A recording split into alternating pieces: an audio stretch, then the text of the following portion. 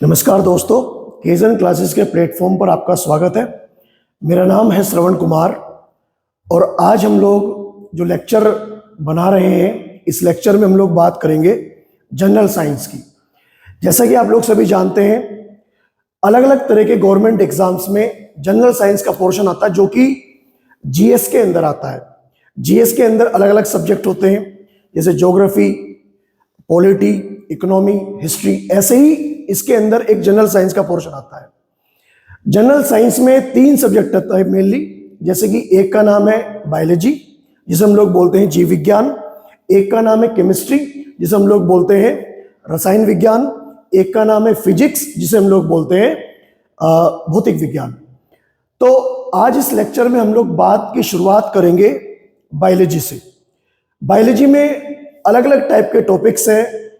हमें बायोलॉजी में जो जनरल साइंस का पोर्शन पढ़ना है, उसमें हम लोग एक सरफेस की बात करेंगे, एक बेसिक्स की बात करेंगे।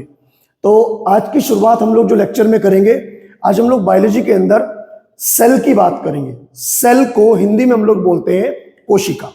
जितने भी ऑर्गेनिज्म इस दुनिया में एग्जिस्ट करते हैं, वो सभी ऑर्गेनिज्म एक छोटी स्मॉल यूनिट से मिलकर बने होते हैं और उस यूनिट को हम लोग बोलते हैं कोशिका।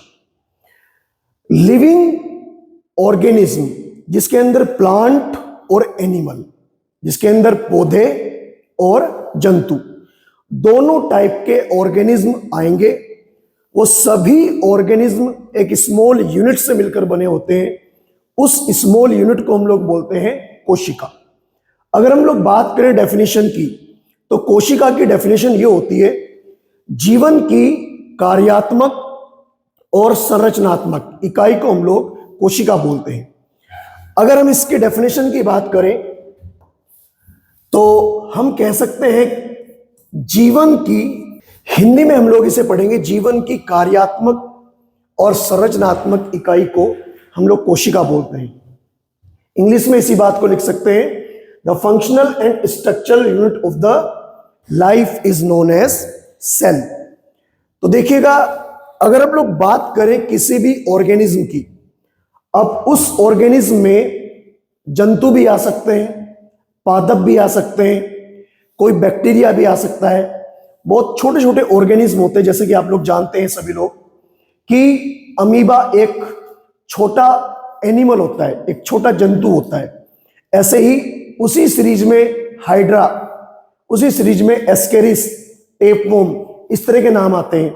अगर इन्हीं नाम को हम लोग हिंदी में कहें तो जैसे टेपवॉर्म को हम लोग फीताकर्मी बोलते हैं। जितने भी ऑर्गेनिज्म होते हैं वो एक छोटी इकाई से मिलकर बने होते हैं, उसे हम लोग बोलते हैं कोशिका, या इंग्लिश में हम लोग उसे बोलते हैं सेल।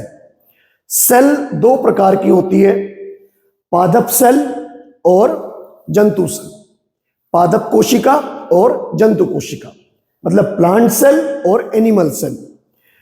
तो अगर हम इनके बीच में थोड़ा सा बेसिक डिफरेंस क्रिएट करें तो कोशिका के बारे में कहा जाता है, ये 2 प्रकार की कोशिकाएं या 2 टाइप की सेल एग्जिस्ट करती है। ऐसे ही कोशिका का एक क्लासिफिकेशन या एक वर्गीकरण और है। कोशिका उनके स्ट्रक्चर के बेस पर, उनकी कॉम्प्लेक्सिटी के बेस पर 2 टाइप की होती है। एक को हम लोग बोलते हैं प्रोकैरियोटिक, एक को हम लोग बोलते हैं यूकैरियोटिक। अगर हम प्रोकैरियोटिक और यूकैरियोटिक की बात करें, प्रोकैरियोटिक और इसके साथ में यूकैरियोटिक सेल, तो प्रोकैरियोटिक और यूकैरियोटिक सेल को हम लोग किस बेस पर क्लासिफाई करेंगे? देखिए, आप लोग इसे ऐसा मान के चलिएगा, जैसे अब से कुछ सालों पहले नोकिया का एक सिंपल फोन आया करता था, जिसके अंदर एक छोटी सी स्क्रीन हुआ करती थी, उसके अंदर एक सिम डल जाता था, बैटरी छोटी होती थी उसके अंदर, और उसके अंदर कुछ बटन होते थे। अब आप ये मान के चलिए कि मोबाइल का मेन काम क्या होता है? फोन करना। तो वो जो सिंपल सा एक फोन आया करता था, उसके अंदर बेसिक जो दो फंक्शन है वो आज के जो एंड्रॉयड फोन है, आईफोन है, वो उससे मैच करते हैं। तो मोबाइल के जो बेसिक फंक्शन होते हैं, एक कॉल करना और एक मैसेज करना, वो हम लोग उससे भी कर सकते थे। अब जो एडवांस मोबाइल फोन आते हैं जैसे कि एंड्रॉयड या फिर जैसे कि आईफोन या और जो भी इसके अलावा जो आपके टेक्नोलॉजिकल जो एडवांस फोन है हम उनकी बात करते हैं। आजकल के जो फोन है, मोबाइल फोन है, उनके अंदर कॉलिंग और मैसेज के अलावा और अलग अलग तरह के फंक्शन है। मेल करना, ठीक है, और किसी का फोटो लेना, या फिर और भी बहुत सारे फंक्शन है उसके, वीडियो बनाना और वीडियो देखना। लेकिन ये जो दो फंक्शन है, कॉलिंग का और मैसेजिंग का, ये दोनों में कॉमन है। तो बस इतना ही डिफरेंस है किसी प्रोकैरियोटिक और किसी यूकैरियोटिक कोशिका के या सेल के अंदर। हिंदी में हम लोग इसे प्रोकैरियोटिक और यूकैरियोटिक का ही नाम हम लोग इसे देंगे। बट बात करें हम लोग इस वाले क्लासिफिकेशन की, तो प्लांट सेल का मतलब पादप कोशिका और एनिमल सेल का मतलब जंतु कोशिका। लेकिन इससे पहले हम लोग कोशिकाओं के बारे में पढ़े या किसी सेल के बारे में पढ़े, हम लोग सबसे पहले एक थोड़ी सी हिस्ट्री जान लेते हैं कि कोशिका की खोज किसने की थी, या सबसे पहले जो कोशिका डिस्कवर हुई थी, सबसे पहले जो सेल डिस्कवर हुई थी, वो किस साइंटिस्ट ने डिस्कवर की थी। तो देखिए, अगर हम कोशिका के इतिहास की बात करें तो सबसे पहले ऐसा कहा जाता है कि कोशिका की खोज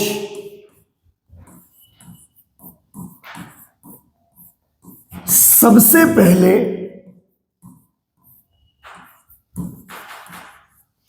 एक साइंटिस्ट का नाम आता है और उनका नाम है रॉबर्ट हुक। Robert Hooke. ये जो रॉबर्ट हुक साइंटिस्ट है, एक्चुअली ये कोशिका के ऊपर वर्क नहीं कर रहे थे, ये सेल के ऊपर नहीं वर्क कर रहे थे। एक्चुअली ये वर्क कर रहे थे, इन्होंने एक माइक्रोस्कोप बनाया था उस टाइम पर, जिस टाइम पर इन्होंने कोशिका की खोज की। तो उस माइक्रोस्कोप की स्टडी करने के लिए, उस माइक्रोस्कोप को चेक करने के लिए इन्होंने कुछ छोटे पार्टिकल, कुछ छोटे कण, जिन्हें हम लोग माइक्रोस्कोप से देख सकते हैं, उनकी स्टडी करने के लिए इन्होंने कुछ कोर्क जैसा स्ट्रक्चर लिया और उस कोर्क को, या फिर जो दांत का मैल होता है, टूथ स्क्रैप जो होता है, वो इन्होंने लिया था। बहुत सारी चीजों इन्होंने स्टडी की। तो इन्होंने पाया कि जो कोर्क कैम्बियम है, कोर्क कैम्बियम के अंदर इस तरह की स्ट्रक्चर इन्हें देखने को मिले, इस तरह के स्ट्रक्चर। और बाद में इन्होंने उन्हें कोशिका नाम दिया। परंतु यहां पर एक बात ध्यान रखने वाली यह है कि रॉबर्ट हुक ने जो कोशिकाएं की खोज की थी या जो सेल को डिस्कवर किया था, वो सेल डेड सेल थी। ऐसे वो डेड सेल थी, मतलब मृत कोशिकाएं, क्योंकि उनके अंदर जीवित कोशिकाओं की तरह जो बहुत सारी चीजें होती हैं, कोशिका के अंदर जो कोशिकांग होते हैं या किसी सेल के अंदर जो सेल ऑर्गेनेली होते हैं, वो यहां पर एब्सेंट थे। इसीलिए ऐसा कहा जाता है कि रॉबर्ट हुक ने जिस कोशिका की खोज की थी या जिन सेल की खोज की थी, उन सेल को कहा जाता है डेड सेल या फिर मृत कोशिकाएं। ठीक है। अच्छा, इसके बाद में अगर जीवित कोशिकाओं की खोज के बारे में नाम आता है या लिविंग सेल के बारे में नाम आता है, तो एक नाम आएगा एंटोनी वॉन ल्यूवेनहोक। तो मैं उसका नाम यहां पर लिख रहा हूं साइंटिस्ट का, लिविंग सेल, या फिर एक तरह से जिंदा कोशिकाएं या जीवित कोशिकाएं। जीवित कोशिकाएं की खोज में नाम आता है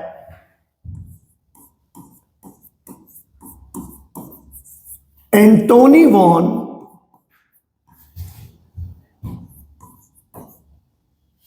ल्यूविनहोक का।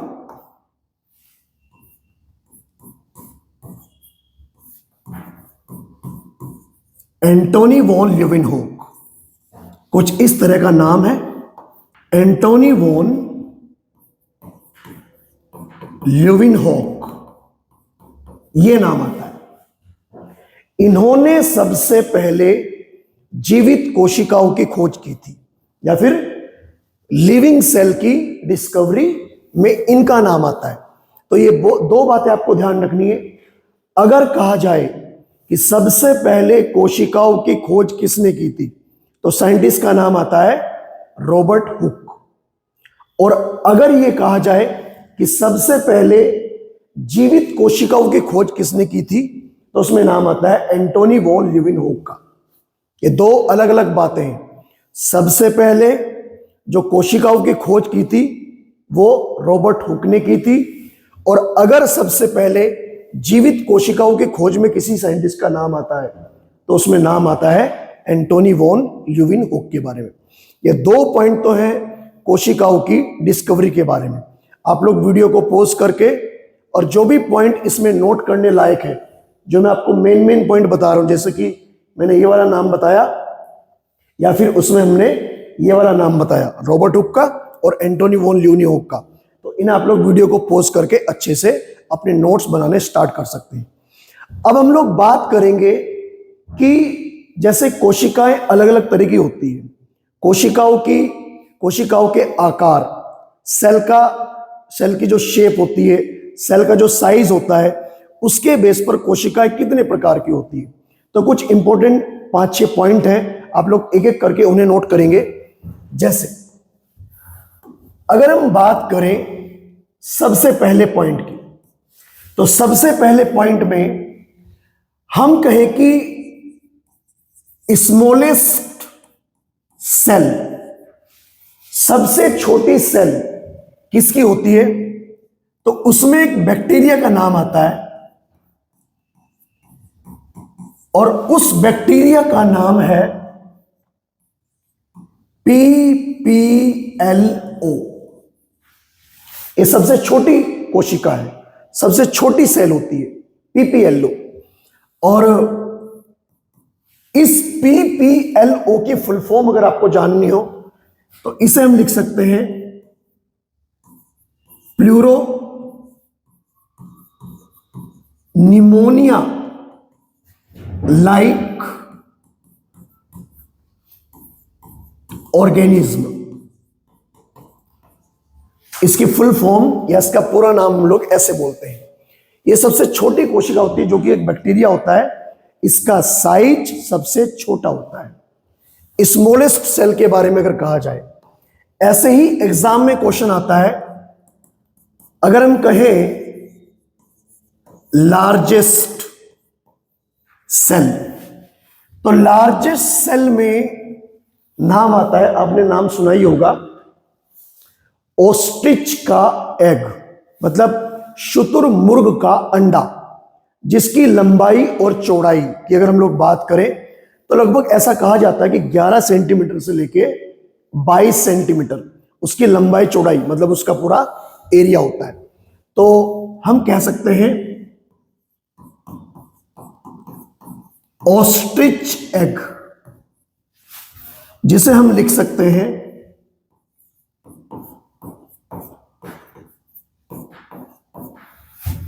शुतुरमुर्ग का अंडा।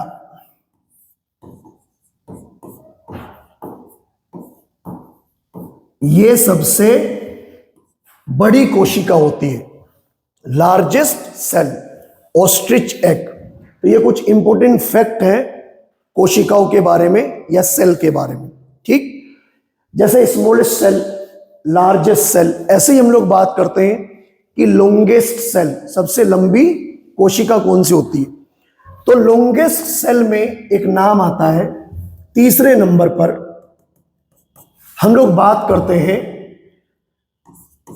Longest cell. सबसे लंबी कोशिका किसकी होती है? आपने नाम सुना होगा न्यूरॉन्स का। न्यूरॉन्स, न्यूरॉन, न्यूरॉन मतलब हिंदी में हम इसे बोलते हैं तंत्रिका कोशिका। तंत्रिका कोशिकाएं जो होती हैं उनकी लंबाई लगभग 1 मीटर तक की होती है, 1 मीटर में। तंत्रिका कोशिकाएं जो किसी भी एनिमल की बॉडी के अंदर संवेदनाएं जो होती हैं, जो एक तरह से इंफॉर्मेशन को ट्रेवल करती हैं। जैसे फॉर एग्जांपल अगर हमारे हाथ में कोई पिन चुभी, तो वो पिन चुभते ही हम लोग अपने हाथ को पीछे हटाते हैं, या फिर हमारा हाथ किसी गर्म या किसी ठंडी चीज के ऊपर पड़ गया, तो वो जो सेंसिटिविटी है वो तुरंत हम लोग उस हाथ को पीछे हटाते हैं। उस पूरी इंफॉर्मेशन को जो कैरी करती है, जो ट्रेवल करती है ब्रेन तक, हमारे सेंट्रल नर्वस सिस्टम तक, उस कोशिका का नाम है तंत्रिका कोशिका, या उसे हम लोग बोलते हैं न्यूरॉन। तो ये आपको हमने समझाया कि smallest cell, largest cell, longest cell. तो इस तरह की इंफॉर्मेशन है, बेसिक इंफॉर्मेशन है। एक एक करके 1 बाय 1 ये पॉइंट आप लोग नोट कर लेंगे। वीडियो को पॉज करके ये सारी चीजें आप लोग नोट कर सकते हैं। अब हम लोग थोड़ा सा आगे बढ़ते हैं। जैसा कि मैंने आपको पहले बताया था, कोशिकाएं वर्गीकरण के आधार पर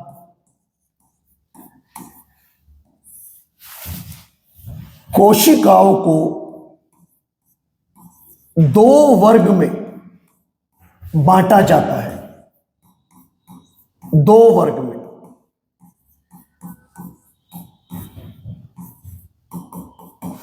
पहला जो क्लासिफिकेशन है हम जो पढ़ेंगे यहां पर, उसमें एक तो नाम आता है प्रो कैरियोटिक सेल। हम लोग इसे हिंदी में भी यही पढ़ते हैं, प्रो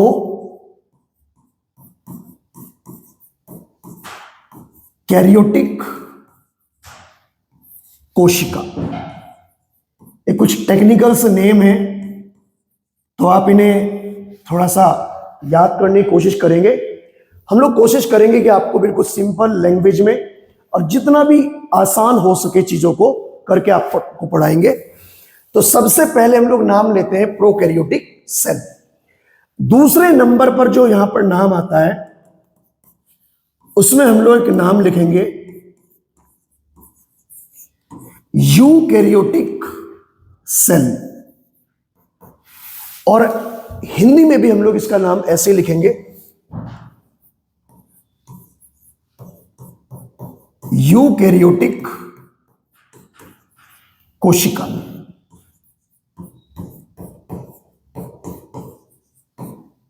देखिए, मैं आपको 2 मिनट के लिए इनका छोटा सा फर्क, जो इनके बीच में एक बेसिक सा डिफरेंस है, वो बता देता हूं। जैसे आप ऐसा मान के चलिए कि आपके सामने एक बैक्टीरिया है, बैक्टीरिया, और दूसरा आपके सामने एक ऐसी सेल है, एक ऐसी कोशिका है जो किसी बड़े जीव जंतु की है, जैसे कि किसी बड़े एनिमल की सेल, जैसे ह्यूमन की सेल, या कोई प्लांट है बड़ा उसकी सेल। किसी भी प्लांट एनिमल की सेल के बारे में बात कर सकते हैं, जैसे ह्यूमन सेल या कोई प्लांट सेल। तो ये जो बैक्टीरिया की सेल है, बैक्टीरिया की सेल किस कैटेगरी में आएगी? बैक्टीरिया की सेल आएगी प्रोकैरियोटिक में, प्रोकैरियोटिक सेल। और ह्यूमन की सेल या फिर प्लांट सेल को हम क्लासिफाई करेंगे यूकैरियोटिक के अंदर, यूकैरियोटिक सेल। तो इन दोनों में क्या फर्क नजर आता है? बैक्टीरिया की सेल सेल की कैटेगरी में या कोशिकाओं के एक वर्ग में सबसे सिंपलेस्ट, सबसे साधारण कोशिका है।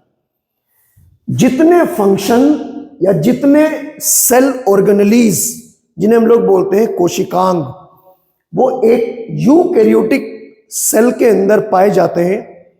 उससे कहीं कम फंक्शन या जो सेल ऑर्गेनेलीज हैं कोशिकांग, वो एक प्रोकैरियोटिक सेल के अंदर पाए जाते हैं।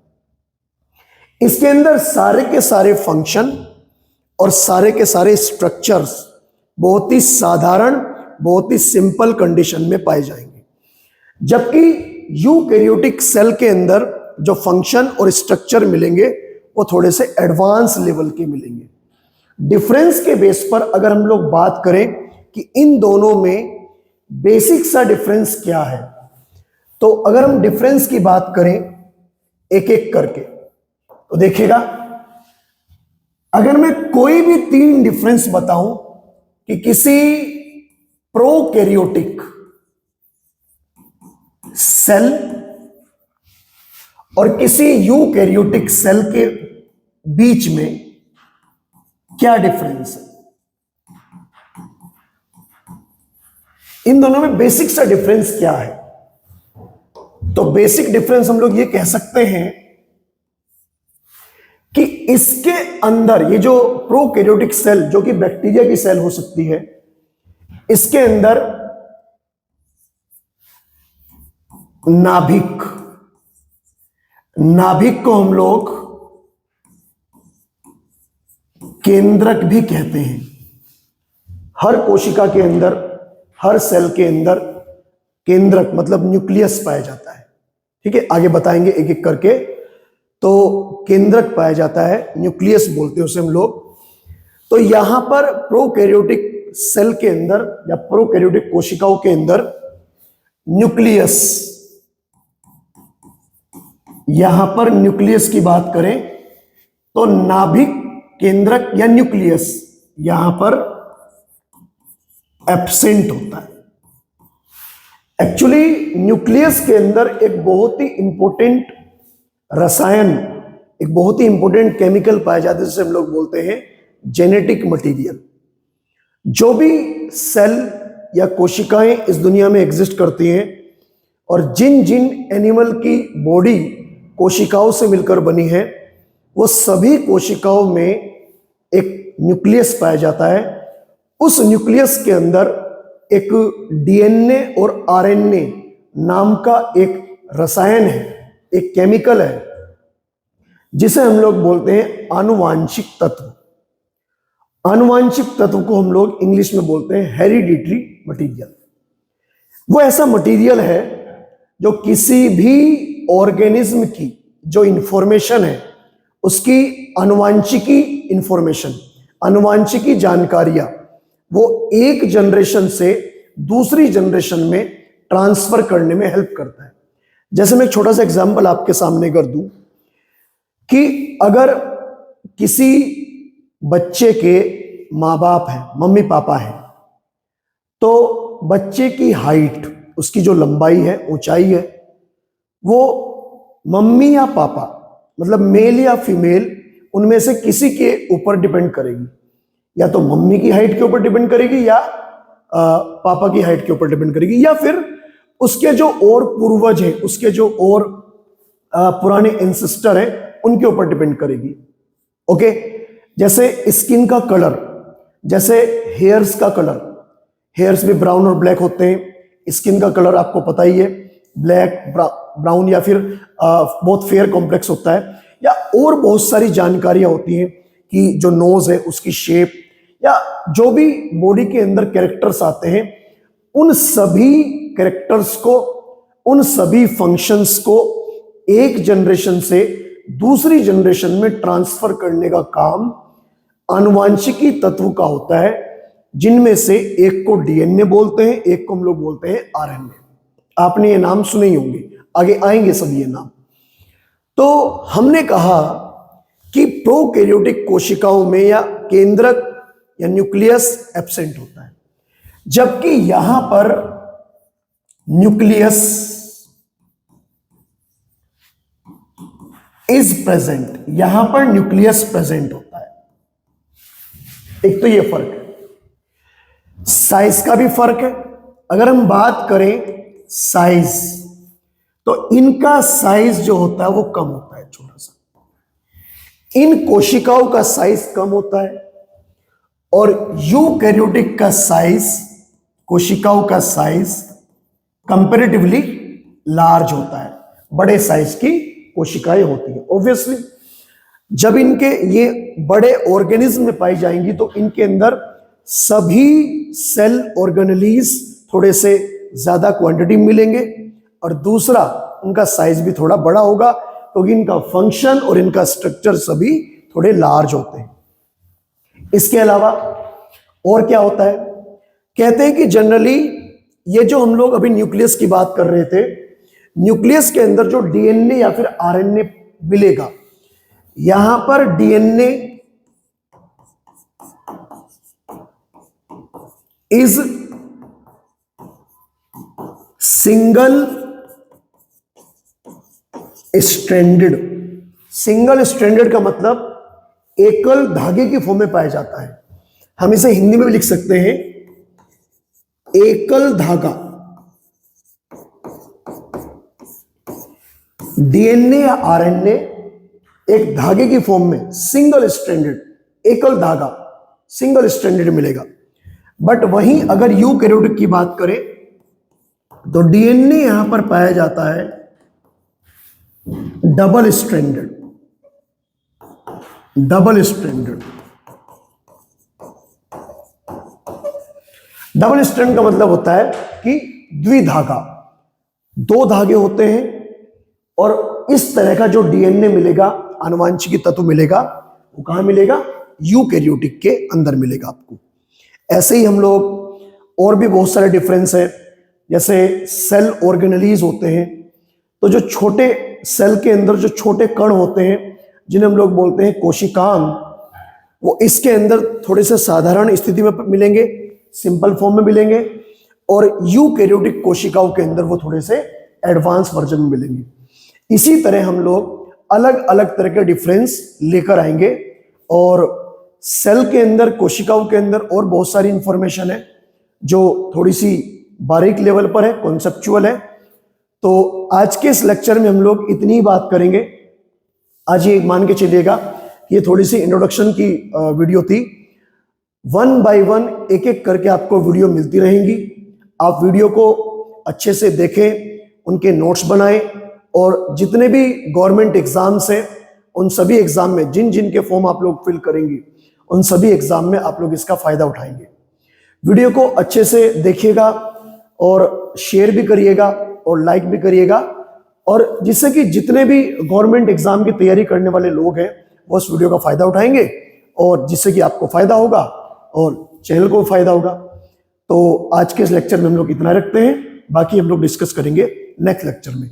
जो आगे आने वाले लेक्चर्स हैं वो आपको एक सीक्वेंस में और एक पर्टिकुलर खास तरह के टॉपिक में होकर मिलेंगे। आज का जो हमारा लेक्चर था वो एक सिंपल इंट्रोडक्शन था, टॉपिक की हमें शुरुआत करनी थी। अब हमें एक एक करके सिंगल सिंगल टॉपिक पर वीडियो बनानी है। एक एक टॉपिक की वीडियो आपको सीक्वेंस में आगे से मिलती रहेगी। Okay, thank you.